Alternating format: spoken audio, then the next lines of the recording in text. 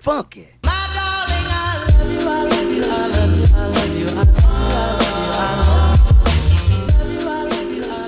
Good afternoon, guys, it's Garrett, and today guys another designer tips video, and I'm gonna apologize I haven't done this in a while. I know these are a really long videos, so I thought I'd try to find the best topics to go with. So thank you, Dylan Roach, for pushing in your suggestion of doing branding yourself as a designer. And I really want to go over the word branding first, and this can mean a brand identity, which means like logo design, just like the Apple has a little apple, or how the Xbox has the X inside the circle. But we're not going to be going over logo design and branding identities like that. We're going to be going over branding yourself as a graphic designer or an apparel designer, whoever you may be watching this video, but basically as in a whole person, you know, pushing yourself into other design cases and making yourself, you know, to the next step of being this as a full-time job or taking this to your career. So I'm not going to be going over a lot of things. I have, you know, a few tips, but of course, if you guys can just lay down in bed and watch this, throw these on the headphones as you drive to school, or throw them on like the aux cord, or just like put it in the background while you make something, because it's going to be a very long video, but it's going to be going over a lot of key things. So you guys do want to listen in, but don't just slave yourself over listening to this, if you know what I mean. So basically, the first thing I always want to go over as, you know, talking to people, asking how they're going to get the next step into their career and how to brand themselves as a designer, and that's basically going to be pushing yourself to where you want to be. And I mean this in two ways. You can push yourself to be the best, you guys can push yourself to learn new things, but what I really mean by this is pushing yourself into certain topics or certain, you know, genres or sections of design itself. So if you want to brand yourself as a logo designer or as an apparel designer, you want to make sure that you have that clear in like your tagline or in your style or everything like that, your logo. No one wants to go to a person that their logo is going to be a pen tool on a shirt for a logo design. Like, they're not going to want that. They're going to know that you're an apparel designer. They might want, you know, a little typeface from you, they might want some lettering, but they're not going to want you for that symbolic logo. So definitely pushing yourself to a section that you want to be. If you guys want to be an advertising designer, make sure that you guys like have advertising designer in your portfolio and your bio. Make sure people are clear of what you're doing, you know, what part of the design community that you want to be a part of. It goes the same way with a lot of people that do a lot of social media work, and a lot of people that do, let's say, Call of Duty banners and YouTube banners and everything like that. And yes, there's a huge community that around that Call of Duty section, but overall, they push themselves into certain sections of how things are in the design community. And it's a really good example if you guys go on Twitter and you guys follow a lot of these Call of Duty designers or social media designers, that they have it in their bios of what they do. So they have social media design, they have, you know, brand identity, they're gonna have AVI designers, and it's something that they're good at, that they want to do, and they'll have it in their bio. So this is going to take it to the professional version, is put it on your business cards, put it on your website, your portfolio, anything you can to make sure people know what you're good at. Of course, if you're more than one thing, graphic designer is a very big word that can mean a lot of things, so I'd always just leave it like that. If you guys do like brand identity, advertising, social media and everything like that, that's a big word to use. But it's a lot nicer to have, you know, certain words that will catch people certain attention.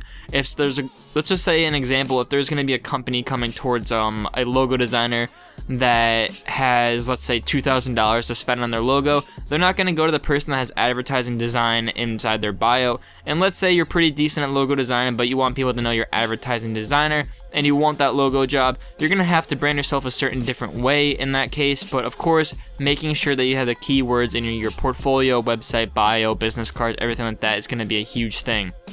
So with that said, basically you guys have your little business card and you guys have your name. Let's just say it's Garrett Malone at the top, and then under it you guys just have like graphic designer or logo designer, brand identity, however you want to explain it. And basically it's going to catch the person's attention. If they need a business card, they need to whip out something to get, let's just say, a logo down, they're going to be like, oh, this guy is a brand identity specialist, he has this shirt on his business card, he means business. Go on his website, they see he has a lot of logos popped up everywhere, so they're probably going to go to that person. And that's basically how you want to, you know, portray yourself towards a designer or towards a company, client, whoever you are going for.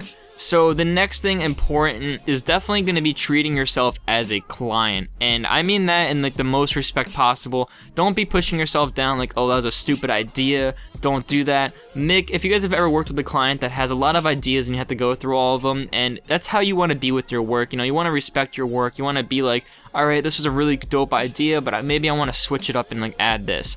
And you know, treating yourself with respect. You know, a schedule is always perfect as an example of treating yourself as a client.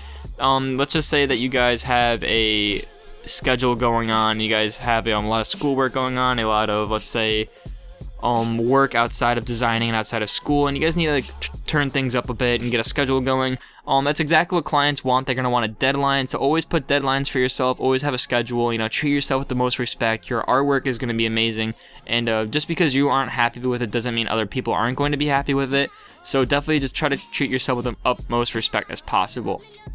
So going on top of that respect thing is definitely going to be professional, and I mean this as, let's just say you have a website and a portfolio, and they click on your website and it's done extremely well. You use Shopify, I believe, was one of them, and you guys use Squarespace, and you have a really clean, unique, you know, really simplistic and minimalistic, however you want to explain it, website going up, and they click on your portfolio tab, and they click on, like, to say you have a third-party link, you have like a little hyperlink, click on that, and it brings it to a Carbon-Made, and you have like thumbnails of like girls or cars or something like that. They're not going to want that. They see you have a really professional website, they're going to want professional stuff going all throughout it.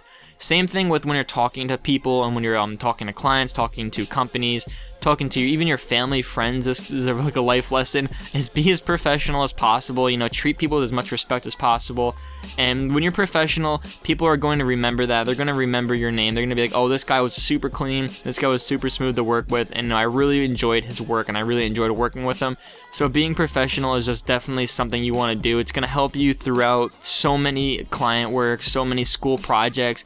And even like in college and like real life, you know, your boss doesn't want you to be a little cocky kid to him. You're going to want to be as professional as possible, maybe even get that raise or the bump up through the job line, or however you want to explain it.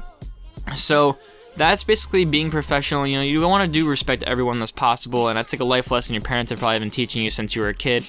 But it definitely pays a huge toll when you guys start branding yourself as a designer. They don't want to go to a designer that's really mean and really cocky. Even if his work's good, they'll still go to the guy that's a lot more professional and they can trust.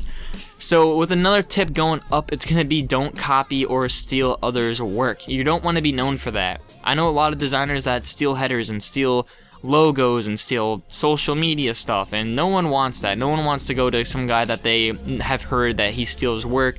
So definitely just make yourself original. Just because so-and-so's logo looks like an S and it's a lot better than yours doesn't mean you have to go and copy it. In that case, make it your own. You know, take the ideas, take maybe like the structure of it, but don't steal the whole entire thing, because copying and stealing is, number one, illegal. If the company does want to like get, you know, lawsuits going up, they can. They have the full right to if they own the copyright to the logo. But basically, just go and make your own work. It's going to pay a huge toll. A lot of creativity is going to be pushing through. You always got to get those creative juices flowing and stuff like that. So don't copy and steal work and everything like that. So another tip is going to be brand honestly. And this is going to go with the first tip that I said about pushing yourself where you want to be. And brand exactly how you want to be known. You know, don't brand yourself as an advertising designer, but you want to be known as a logo designer. It doesn't work that way. Don't brand yourself as a Photoshop painter and you paint with traditional acrylic, or you paint with the traditional oil paintings. You just thought that Photoshop designer or Photoshop painter would bring a lot more attention to you. Brand as honest as possible, because you guys want to attract that audience of what you do. You don't want to attract an audience of something else while you go ahead and maybe do something else. Like if you have a YouTube channel that you're going to upload a lot of designing stuff, you can't go ahead and just throw up like a vlog. Actually, that doesn't really work out too well. You can't go up and throw, let's say, a music video, because that's not exactly what you're known for. You're not known for music videos. Your video might not do as well. And if you don't want to go and upload a bunch of logos and be known for a thumbnail designer, because things aren't going to work out too well. They're going to be kind of flip-floppy, and you're not going to be able to get the attention you want, or the clients that you want, or the pretty much the audience around you that you'd like. So the next tip is going to be a huge one, and this is going to be going with, you know, professionalism and stuff like that, is be respectful.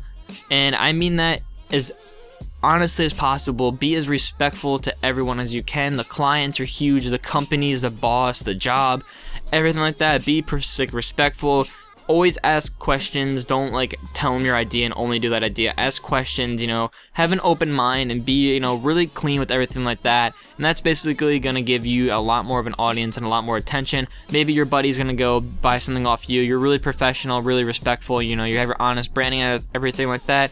He's going to send his buddy to you, which may attract, you know, 2 more people, which those 2 people send out to those 3 people. And next thing you know, you have like 9 or 10 clients popping up everywhere, and you're going to be super stoked just because you're really respectful to one client and the rest of them are going to come through.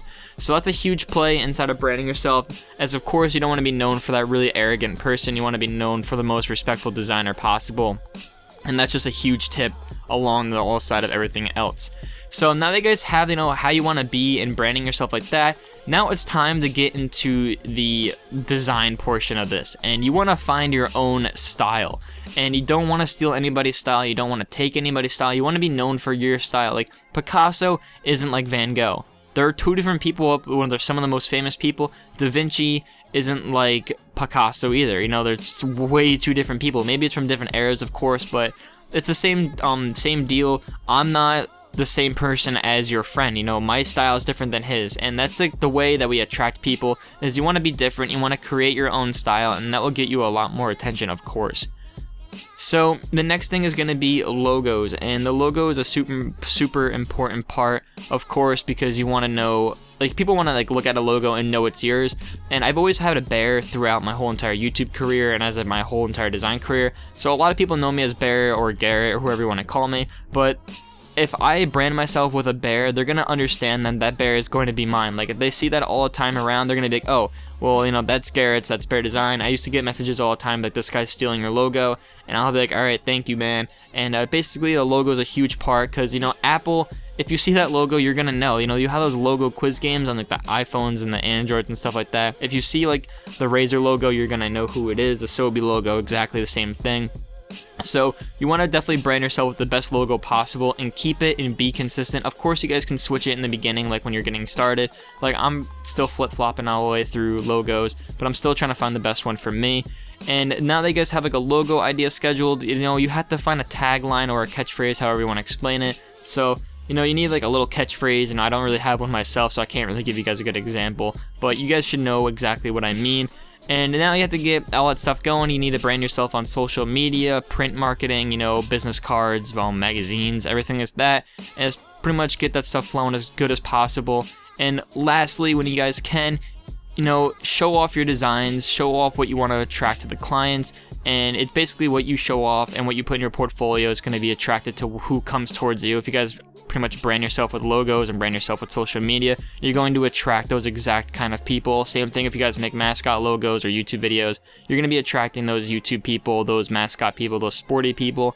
So that's my tip for you guys. That's how to brand yourself as a designer. I watched a bunch of videos and I just thought that I should do my own because I think I have a better idea. So if you guys did enjoy this, leave a thumbs up. If you guys did watch to the end, of course, let me know in the comment section below. And of course, guys, it's been Garrett, and thank you guys so much for over 11,000 subscribers. It's honestly insane. And if you guys need anything, you guys want any suggestions, let me know in the comments below or on Twitter, and I'll definitely get to you guys as fast as possible. If you guys want to purchase anything, my email is down in the description below. And thank you guys so much for watching, and I'll see you guys later on. Peace out.